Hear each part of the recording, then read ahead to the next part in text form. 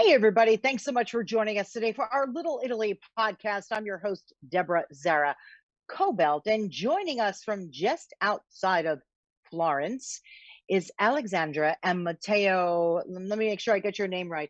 Becucci, right? Good. You got it. You got it. Wonderful. Thank you so much for joining us. You are the founders of Tuscan Hills Table. Why don't you tell us what is Tuscan Hills Table, and then we'll take it from there.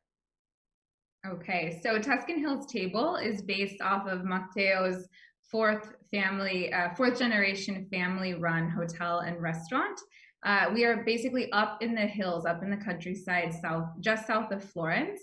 And if Matteo is driving, it's about 15 minutes, but for normal people, it's like 30. But anyway, so basically, I've lived here for about 8 years, and we were really inspired by all these amazing dinners that we had, especially with like my family and especially like American guests who came as repeat guests. And we wanted to recreate the feeling of coming together and sharing a meal and laughing and not looking at our phones and not looking at the times. So we decided to transport that to people's homes, about 10 people in Southern California. And yeah, we bring the food, we bring the culture, we tell stories about the dishes, and I've really kind of adopted his family's culture and, you know, Tuscan culture. Okay, you guys, Americans are obsessed. We've always been obsessed with all things Italian, but we're super obsessed about all things authentic Italian. Like, it's got to be the real deal, right? Why do you think that is? It's more than ever. Tell me about that, Matteo. I'll have you go, because you've been in the restaurant business and hotel business there your whole life, as your wife said, fourth generation. Yes. Basically, what we do in California, we ship as many as things we can from here. That means we ship pasta made in Tuscany, olive oil made here in the village where we live, our family wine. So we try as much as we can to ship in Southern California all the ingredients we need for preparing authentic Tuscan meals. So other than we shop in the farmer market in California, that helps a lot because we found amazing supplier for tomatoes, meat, and all the ingredients we need, like fresh basil, sage. So that combined together makes like what I was very happy about. All the guests well, I've been here to Bellavista before. My restaurant is called Hotel Bellavista Impruneta. The guests who were here before, they told us in California, we had the same exact taste here than in Tuscany at your hotel restaurant. So that was, for me, the best. That was a big challenge. Yeah. Yes. Accomplished. Yeah, that's pretty outstanding. Why don't you, for our viewers and listeners, sort of give a description of where you are now, what your restaurant is like, what your hotel is like, and sort of describe the village so people can get a visual picture of where you are. Yeah. Impruneta, the village where we are, is 8 miles south of Florence in Tuscany, and is known for the people like for terracotta. So, for example, the chapel in Florence, the Duomo, the chapel is made with a terracotta made in this little village. So Brunelleschi, back in medieval age, used to come to Impruneta to shape the tile of the Duomo in Florence. And so we have this amazing culture about terracotta. And so we try to use since then the terracotta as a supplier to cook things. That's why one of our signature dish is a stew cooked for hours in a terracotta pot, which sounds a little weird, but it's amazing because it cooks like slowly, and all the flavor of the black pepper, everything we put inside of that, like melt in the meat. And so this is like one of typical dish from our town. Also, our town is perfect as an altitude for the olives. So we have an amazing olive oil. So it's very pH 0. It means it's good for every people, even for little kids. And we are in the Chianti area. Chianti is known for red wine. So we have everything you need, you know, amazing food, amazing wine, amazing olive oil. And so that's why my great-grandpa, back in 1906, decided to start this business, this family business. Like mostly then was like for tourists who used to come from, like walk from Florence to Siena, because back then there were no like cars, there were horses, you know. So he used like to give like a little rest to them, like a place to sleep, something to eat on their journey to Siena. Siena, it's a city in Tuscany, south of Florence. Yeah, Beautiful. and that's yeah, how our business started back in 1906. absolutely beautiful. And then that you started the restaurant. What about the hotel? Was that at the same time?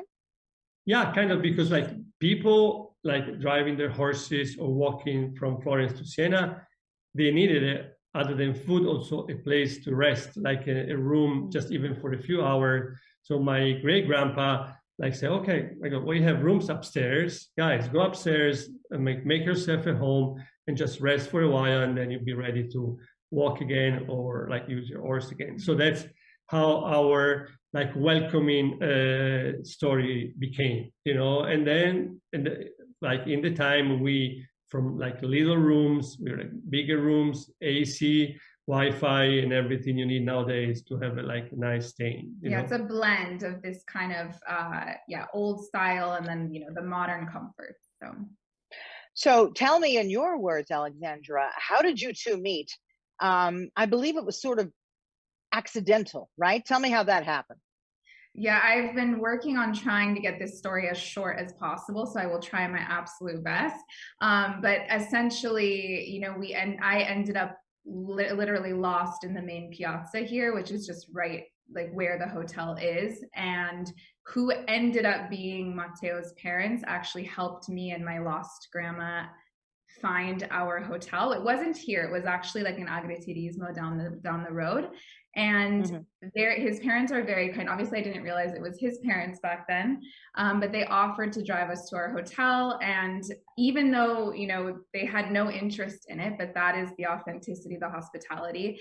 And through my conversation with my very broken Italian with his dad, I understood that they had a restaurant here. And so to thank them for their generosity, we decided to eat here. Actually, it ended up being my mom. That's a long story. My grandma left, my mom was here.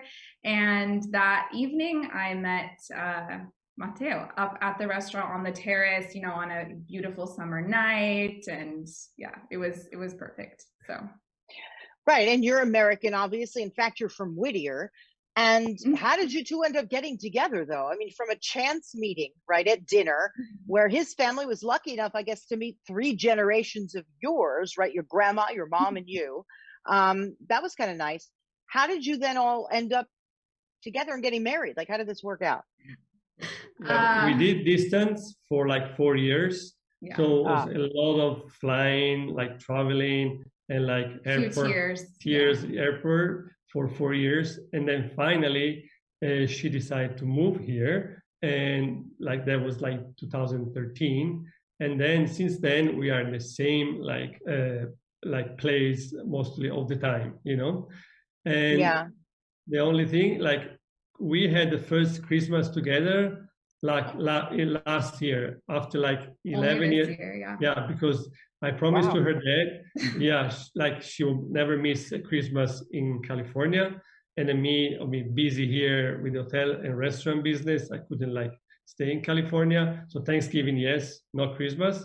And so thanks to COVID, quote unquote, I don't know if you can say that, but the first Christmas we spent together was last year. Yeah. And now it'll be hard not to now. But my God, your family's just going to have to come over there. So obviously, after all the long distance, you finally moved there, you married. And are you also working in the family business now, Alexandra? How's that going?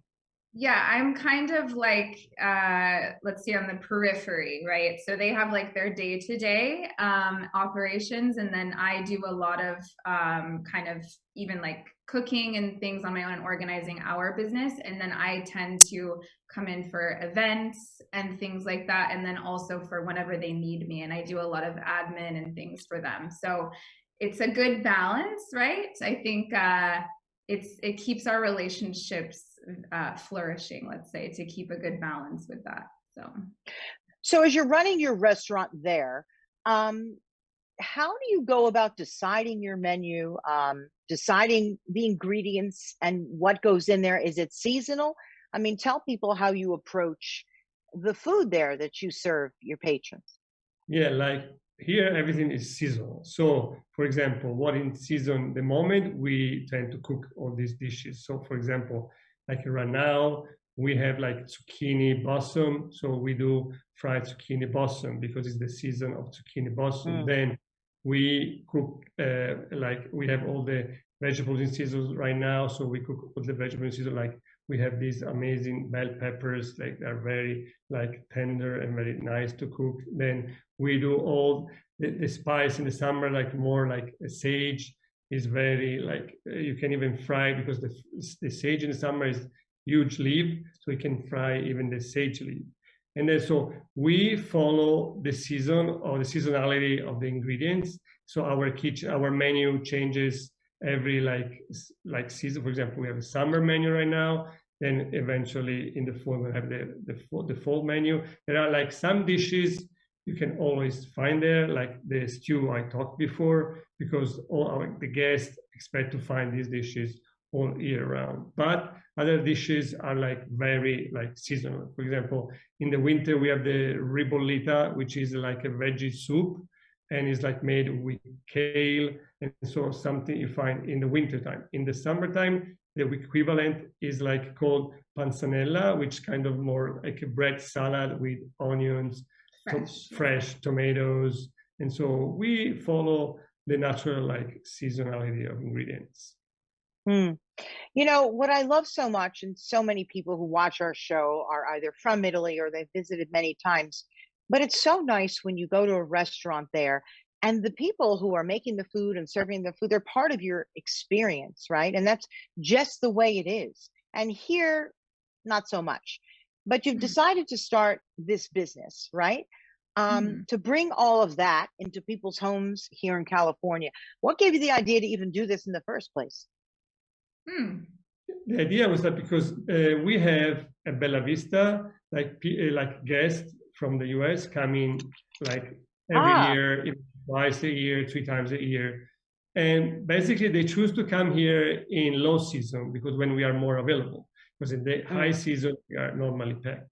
So then it happens we have the day off of the restaurant. So they come back from like touring around, and so they're back and say, "Oh, what's going on tonight for dinner?" You know, and so we are in the kitchen and say, "Oh, let's put something together." So basically, everybody is in the kitchen cooking whatever is in the fridge, whatever my mom got at the market, in the store, and so they help us to cook. They ask us, "Oh, how do you cook that? How do you do that?" And so becomes like a kind of a family all together, cooking together, arranging the table, set up the table. So we move from the kitchen to the dining room, and we keep eating, drinking wine, telling stories. So this is like something you go for like 4 hours. You don't even realize how much you're going. So that's why we like the slow food sensation. Like you enjoy food, and you enjoy the people at the table, you share a story, you share like your culture and everything. That's how. And that's really important when we do the dinners in the US, is that we want, like when somebody books us for a dinner, like we don't double or triple book that day, right? So we arrive earlier in the day, we get set up, we have maybe done some prep before, but we keep cooking at the house, and we don't have, you know, like a time, like we arrive at this time and leave at this time, because for us, it's really important also for us to really just be in the moment with everybody too. So when we saw how happy everyone was here, we said we should, you know, recreate that there. So I'm going to book you, right? So I give you a call and say, "Hi, I'm having a party for 8 people." So then what do? You go shopping for do you decide what the menu will be? And then you, as you said, you like to get a lot of the fresh ingredients, of course, and meats here. And then you show up with all that, and like how far in advance and how long do you stay? Are people watching you? Like, what's the whole experience like? Okay. So we do have people that book us way in it. For example, we are planning to go back November, December, and we already have people who are like, let us know the dates and then let's, set something. That Right. doesn't mean that people haven't, booked us at the last minute. Absolutely. As long as we have that day free. And, I think we end up putting like 35 or 40 hours into each dinner, to be honest, because for us, it's really important to connect with the person first. And see, and normally someone has some Italian story, like roots or some connection to here, and so we get to know them, and then we have kind of a list of choices, and then we choose the menu with them, and then we do our kind of planning in the background. So when are we gonna go shopping? What do we need to buy? So we basically take care of all of that. So we do all the shopping. The host, it's always funny because they're not used to just relaxing in their house, and really, and other than getting their house ready the way they want, they get to sit down and enjoy the meal too. So we, show up with our food, prep. People start to arrive. We hand them maybe an Aperol Spritz or a Prosecco, some appetizers. We love when people come in the kitchen and watch us and talk to us and ask us questions. So yeah, it's and then during the meal, as we bring out each course, we explain the what's in the dish, the story behind it, and usually we're having a glass of limoncello at the end of the night with everybody. We ended up sitting down with the people there, exchanging our story, the story of my hotel business, the restaurant business, and so that's why. And so we become friends at the end of the day, and that's what we like, because it's like from like being like just knowing, basically we become friends, and that it's the welcoming here at Bellavista. Our guest at the end becomes our friends, and that's the thing we like the most, That's the Italian way. That's just the way it is. I grew up that way. And people who go to Italy find that, and the fact that you're bringing this into people's homes, I think is very, very special. Are most of the people who have you in their home, are they Italian or just sort of a little bit of everything? A little bit of everything, I would say. Yeah. Some of them, like, of course, like Italian roots, so third generation there, fourth generation there. Some other, they just love Italy. And so it's just a mix of everything. Even sometimes happens someone have like the diary of their relatives, and they ask me, "Oh, Matteo, can you please read here what's it's written?" Because it's not easy for us to understand. So we have these kind of people who brought a lot of things from here, from the family, or people in love with Italy. And yeah, like we did a 30th birthday party. The mom had organized it, and basically the special thing was that this girl had studied abroad here and wanted to recreate. And so we just asked her, what were your favorite dishes from here? And we did those. So we kind of planned. Oh, nice. Combined her favorite memories from Florence with, some of the things that we had on the menu. So that's fantastic. Is there always something that you make every time? A particular pasta or meat or vegetable that you make sure that you include in every one of your... bruschetta, always. That's part of the appetizer. And people, like, when they taste our olive oil from here, they go nuts. They say like, "My gosh, this is amazing." So we never had some olive oil like that, unless they've been here before. And that's like, it's always there. Then spritz, people like spritz before that. And then this stew I was talking before. Popular, it's pretty popular because with the stew, either it can be like meat as a second course, or even can be a sauce for a pasta dish. And so and because of this history behind this dish, and because we won the first award, basically every year we win the first award for this dish in the Tuscan district. And so people love it. Yes. And it's like, even this lady, she was talking before, "Oh, I don't really like," because it's made with a lot of black pepper. And this lady, Joanne, was like, "Oh, I don't really like black pepper." I said, "Please trust me, because confident. You won't regret your choice." And she was amazed and said, Matteo, can you leave all the leftover here? I want to have the next day. And the next day she did pasta and everything. So it was I love that. Yeah. I love the pot that you're talking to me about, the terracotta pots that they cook this in. Maybe you want to, start selling those pots here so people can cook that way here. Right? I mean, do you teach people also some of your recipes? Yeah. We like teaching, like doing cooking classes. Of course, is like we have a small selection of dishes. Normally, we have a first course, second course, side dish, and a dessert. And it's a way that we share all our recipes. There's no secrets, because what is good in the Tuscan Italian like cuisine is not like a lot of ingredients. It's just a few ingredients cooked at the perfection, so it's easy to teach if people are happy to learn, And what it's amazing, they send us all the picture of the dish they cook at home. Even because we had a party of people, a family, they had to come here for Easter. Of course, was not allowed from the US. Right. They pray us, please, we need your food for Easter, but they beg us. So we cooked all the Easter lunch for them, and we ship everything there, and they send us all the picture, them having the whole family, the Easter lunch, it's important for us, the Easter lunch, and it was a great success even from here. So we are learning even new things we can do. Yeah. Now, Matteo, you were a couple of seconds late, actually, to our interview. Remember, you ran in because you were saying your restaurant is busier than ever. For us here in America, it's a little confusing. Like, are people going there to visit? Do they have special visas to get there? Like, are you seeing a lot of Americans there visiting or no? No, honestly, yeah, we have a lot of Americans, and like mostly family or small party. Traveling, like not like huge parties, but we have a lot of them. We have a lot of people. For example, next week we have a party from Newport Beach come to visit, like 14 of them.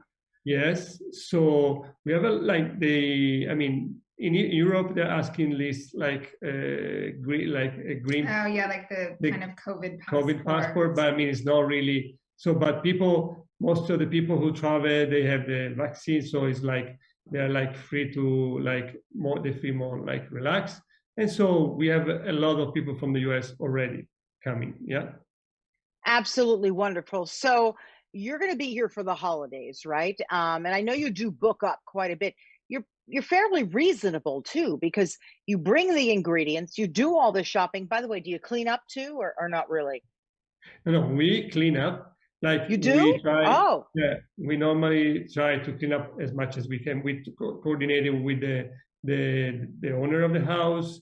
Normally, they also have their like someone they know can. We usually have at least one, helper, support person. Yes, let's say. And then someone normally works in the house. Then she knows the house, so she knows how everything goes. And so it's easy. Otherwise, we bring someone. Yes, or we bring someone with us. Yeah. Yeah, that's really wonderful. Anything else you want to tell our viewers and listeners? Do you want to talk about pricing, or would you rather that they give you a call and go on your website? How do you want to do that? Yeah, so it really depends on the menu that's chosen and everything like that, but kind of the kind of like starting price. Yeah, actually, I remember when we talked to you last time, Deborah, we maybe did some currency calculations, a little funny. You're working in euros here, but yeah, like a group, like a dinner of 10 will be about like $2,000, but it depends on like the menu that's chosen and everything. So it is important that we talk to the person directly and decide maybe also depending like where we're driving to and things like that. Right. So somewhere around 200 a person, but that does include your wines, right? Do you bring the wine for that as well? I mean, people get quite an experience. It's not just a dinner, right? It's a dinner and learning about a particular culture, your culture, the dish, showing them perhaps how you make it. I think that's pretty wonderful. And you even clean up a little bit too. So that's actually so wonderful. Go ahead. You wanted to say something. But then the wine, we have the house wine. So it's my great grandpa also had a little vineyard in the Chianti area. So it's family wine. You only find that wine here. Or if you ask her, we can ship, but you cannot find in the store. So it's a very particular wine, very simple, very genuine, like very low, no like chemical in it. And also in the terracotta now, we rediscover again the wine aged in the terracotta barrels, Right. So it's a wow. new old things, the Etruscan used to do that, and we lost that, and now we rediscovered that, and so the wine in terracotta, aged in terracotta, has a totally different flavor than the other wine. So even we have this particular wine with us. Yeah, and then we're talking kind of obviously like the personalization, and then like 4 or 5 courses, sometimes 6, plus the Wow. aperitivo portion with the, like we said, the spritz or prosecco, or and some appetizers. And then, like I said, I think in the comfort of your home, and then like we said, we don't want to double book people and triple book people. So that's another kind of thing that we hope adds value to our service. Yeah, absolutely. I mean, you're there for the night. You're pulling up a chair and you're eating with your guests. I think that's absolutely wonderful. Well, thank you so much for joining us. I appreciate it. When are you heading back here to the States? We are aiming to be there for Thanksgiving. So because we have the last event of the season here, we have a wedding. People from Oregon, they're coming to get married here in November 18th. And after that, we'll be free to go and then come to the US and ready to start our gig over there. We're gonna land in our chef uniforms with the pan. I'll bet you're just gonna hit the ground running because it's the holiday season, right? Thanksgiving and Christmas and New Year's. I mean, I'm sure you're going to be very busy.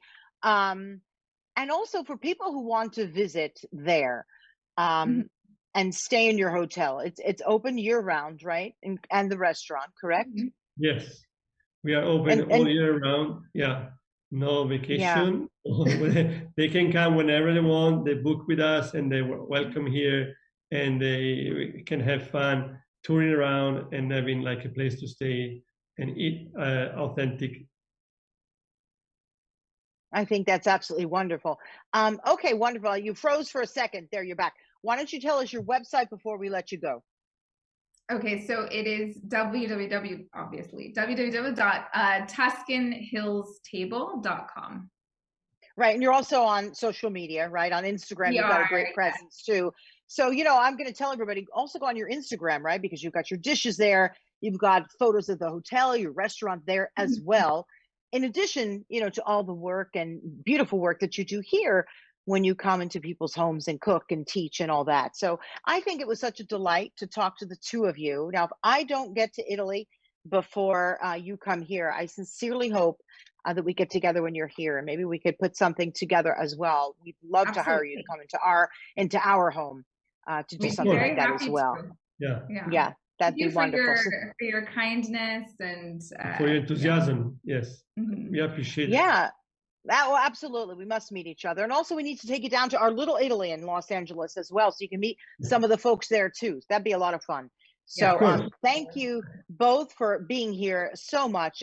Alexandra and Matteo Becucci, calling from right outside of Florence, and their business, Tuscan Hills Table. Please look them up. And I'm your host, Deborah Zara Kobylt, for our Little Italy of Los Angeles podcast.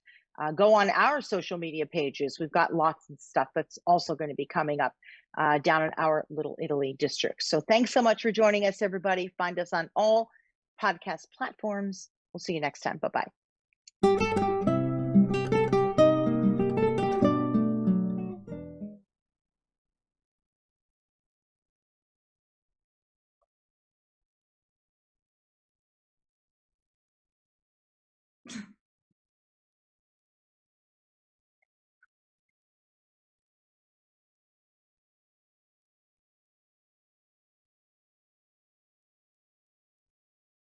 Sean, are we done? Now we're done. Sorry, it takes some second for it to stop.